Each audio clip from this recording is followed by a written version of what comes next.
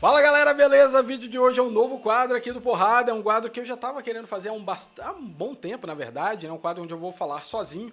Pra quem acompanha a gente já há um tempo, sabe que nossos vídeos são sempre eu e o André, isso acaba criando problema de logística, né? Porque são duas pessoas, quando um não pode, acaba não saindo o vídeo, e a gente quer cada vez mais soltar mais vídeos aqui pra vocês.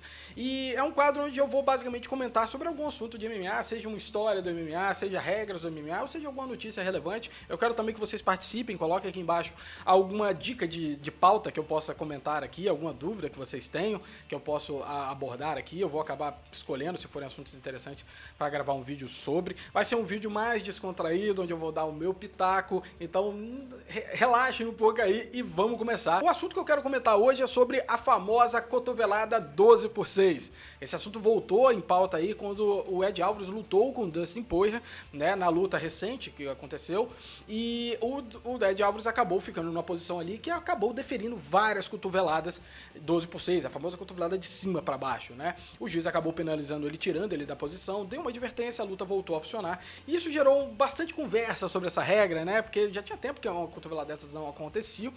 E muita gente se questionando por que essa regra existia, por que ela ainda não foi retirada, né? Porque não é permitido já essa cotovelada, já que vale tantas outras cotoveladas. E foi interessante que eu já acompanho MMA há bastante tempo. E há muito tempo atrás, a lenda que tinha sobre essa regra era que ela foi criada porque na época, as pessoas que estavam envolvidas na criação da regra, né? Elas estavam pensando, cara, essa cotovelada dos 12/6, eu vi vários karatecas e lutadores quebrando blocos de gelo, quebrando tijolos. Então a gente não pode deixar isso dentro do octógono, que uma pessoa pode morrer lá dentro, né? E eu sempre me questionei se esse motivo que eles usaram, né, para colocar essa regra era verdade ou não. E recentemente a gente teve uma entrevista do Big John McCarthy. Para quem não conhece, Big John é literalmente uma lenda do MMA, na minha opinião. É um dos primeiros juízes que a gente teve aí de esporte, né? Desde o início, lá bem iniciozinho do UFC, era ele que estava lá. Ele participou do primeiro conjunto de regras, né, quando eles se reuniram. Estava presente, inclusive, nas últimas reuniões onde a gente teve as alterações de 2012 e depois agora de 2017. Então, um cara que sempre está advogando pelo crescimento do MMA como esporte, para as regras ficarem mais justas. Então, é um cara simplesmente sensacional. Hoje ele trabalha no Bellator, então, inclusive, recomendo acompanhar ele no Twitter. O cara sempre responde perguntas e tem um conhecimento anormal de MMA e da criação das regras, né? E antes de falar da entrevista dele sobre isso, eu queria só passar um resumo para vocês da onde surgiu essas regras de MMA. A gente já fez um vídeo aqui antigamente, mas é um vídeo muito antigo e eu quero dar um pitaco aqui novamente e passar um resumão para quem não acompanhou. Para quem lembra, o MMA da década de 90 era basicamente o famoso vale tudo, né? Eram pouquíssimas regras que aconteciam, valia coisa demais, era muito violento, e isso passou, cada evento que acontecia, inclusive essas regras eram alteradas, né? Você não tinha um conjunto de regras sedimentado ali. Enfim, em Nova Jersey, né, por volta do ano 2000, né, eles resolveram trazer o MMA para o estado, o MMA, inclusive, que era banido em vários estados dos Estados Unidos nessa época, por causa dessa violência toda, mas a Comissão Atlética de Nova Jersey resolveu trazer para eles entenderem melhor, acontecerem alguns eventos lá, e eles tentarem aprender um pouco mais de MMA e se eles iriam continuar permitindo o esporte lá. Acabou que veio vários, né, o UFC, IFC, Ring of Fire, vários eventos foram acontecendo lá e tinha um grande problema com isso, porque cada evento tinha seu próprio conjunto de regras. E a Comissão Atlética de Nova Jersey falou que não poderia permitir isso. Ela queria então criar um conjunto de regras que seria usado por todos os eventos que fossem ali atuar, né? E na época aconteceu uma grande reunião. Nessa reunião participaram aí tanto a Comissão Atlética de Nova Jersey, representantes da Comissão Atlética aí de Nevada, participaram também vários frentes de eventos, né?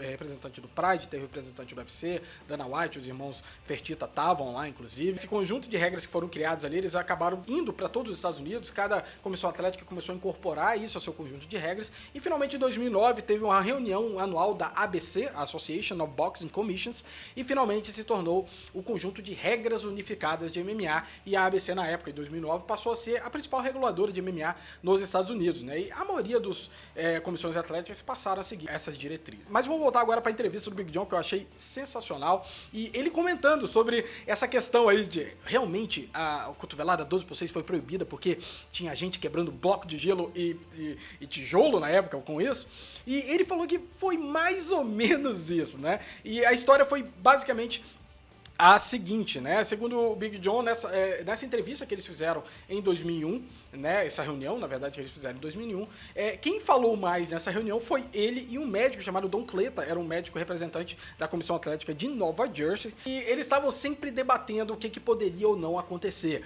E sobre as cotoveladas foi também bem interessante, eles queriam banir as cotoveladas, mas o Big John falou, cara, mas a gente tem vários eventos de Muay Thai acontecendo aqui e cotoveladas valem, né? Isso não pode ser proibido de uma forma geral, assim, até porque você muda a característica do esporte. Por exemplo, se tem um atleta que ele é muito bom em segurar a mão do outro atleta quando estão no clinch ali, o atleta fica sem poder lutar. E, pô, quando você é John Jones ou um cara que sabe usar as cotoveladas ali, você pode, quando o cara segurando, usar o cotovelo. Então dá uma nova dinâmica, você muda muito drasticamente a luta quando você acaba proibindo, né, a cotovelada. E esse médico, né, chamado Don Cleta, que estava representando, né, a Comissão Atlética de Nova Jersey, falou que, ok, eu entendo, as suas argumentações elas batem, mas existe um tipo de cotovelada que eu não quero e eu não vou aceitar, porque ela é muito perigosa, que é essa cotovelada de cima para baixo. Na época, segundo o Big John, o argumento utilizado foi por causa de uma luta, né, que aconteceu de MMA entre o Gun McGee contra Brad Gribber, né, foi inclusive no UFC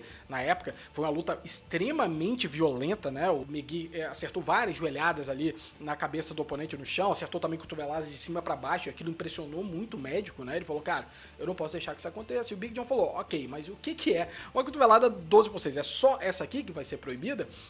Ele falou, não, eu tenho problema exatamente com essa, isso não pode acontecer. Mas então pode 11/4, 1/8, 9/3, qualquer cotovelada de qualquer outro ângulo pode? Pode. Então, ele acabou tentando discutir mais sobre isso, mas na época o Lourenço Fertitta falou, cara, deixa pra lá, se é só esse tipo de angulação, deixa pra lá, não vamos brigar por causa disso agora. E acabou a regra ficando dessa maneira, né? Ela não tá exatamente 12/6 nas regras, mas qualquer cotovelada de cima pra baixo, e é a downward que eles falam, né? Então é exatamente assim.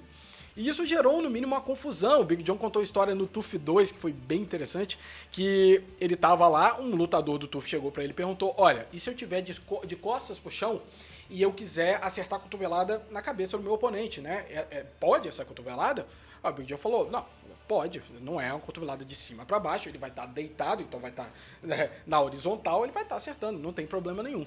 E esse lutador depois foi fazer a mesma pergunta pro Herb Dean, e o Dean falou, não, é proibido essa cotovelada, não pode essa cotovelada. Aí o Big John foi lá conversar com o Herb Dean e falou, cara, você falou pro lutador que essa cotovelada é ilegal? Aí ele falou, sim, e o Big John, não, cara, mas ela não é ilegal. Se o cara tiver deitado e ele dá cotoveladas para tentar sair ali, seja por qualquer ângulo, não é 12/6, não é uma cotovelada de cima para baixo. Aí o Herb Dean usou a argumentação, eu achei sensacional, apesar de ser um pouco estúpida, né? Peraí, mas se o cara tá deitado, e se o relógio estiver no teto? Cara... E realmente, se eu for pensar, se o relógio estiver no teto e você estiver deitado, isso vira 12/6, né? Se estiver na horizontal. Mas o Big John, cara, você tá louco? Ninguém usa relógio no teto. É 12/6 e tem que ser de cima para baixo e ponto final. É só ela que pode ser proibida.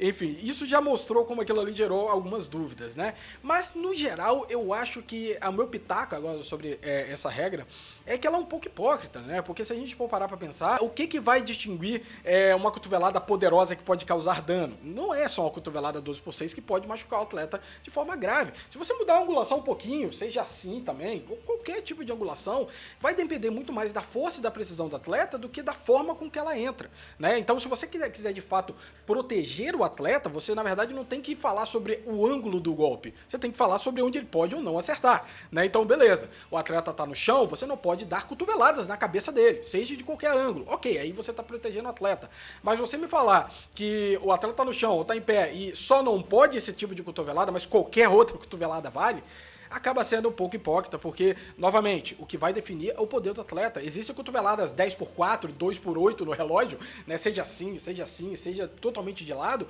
que às vezes vão causar muito mais dano do que a cotovelada de cima para baixo. Então, é uma situação que eu acho que é uma regra que ela não faz muito sentido do ponto de vista que é para proteger o atleta. Ela só tá ali porque ela já tá ali desde sempre, ela foi acordada, não quiseram brigar lá na época. E o Big John foi questionado, tá, então por que não tiram essa regra? do conjunto. E ele falou, cara, existe um medo, né? Inclusive para mudar as regras recentemente sobre o lutador estar no chão ou não, aquele famoso da regra dos 3 apoios, já teve uma controvérsia muito grande, né? E para tirar as cotoveladas é maior ainda, porque eles não querem mexer com algo que está funcionando de certa forma.